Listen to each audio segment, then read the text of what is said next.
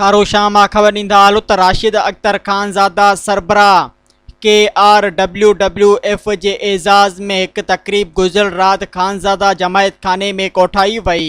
तक़रीब ख़ानज़ादा जमायत खाने जे मेंबरनि ख़ानज़ादा बिरादरी पारां KRWWF तंज़ीम जे बानी ऐं चेयरमैन राशिद अख्तर ख़ानज़ादा जे तरफ़ां जमायत खाने जी इमारत के नए सिर तमीर करण में माली मदद करण ऐं जमायत खाने अंदर थींदड़ प्रोग्रामनि में इस्तेमाल लाइ डेकोरेशन जो सामान ख़ानज़ादा जमायत खाने के अतियो करण ते इन जो शुक्रियो अदा करण लाइ एज़ाज़ी तक़रीब कोठाई वई।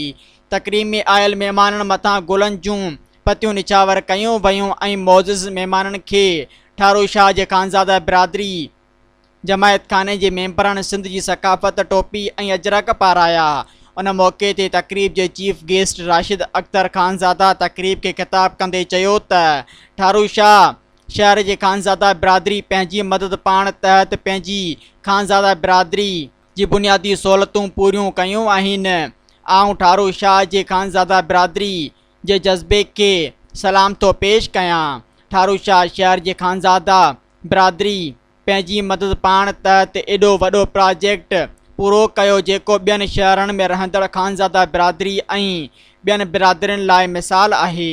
असां ठारो शाह शहर में रहंदड़ ख़ानज़ादा बिरादरी जी ॿधी इताद खे ॾिसी पंहिंजो हिसो बि इन प्रोजेक्ट में शामिलु कयो। अॻिते बि पंहिंजी ख़ानज़ादा बिरादरी जी ख़िदमत जे लाइ असांजूं ख़िदमतूं जारी रहंदियूं।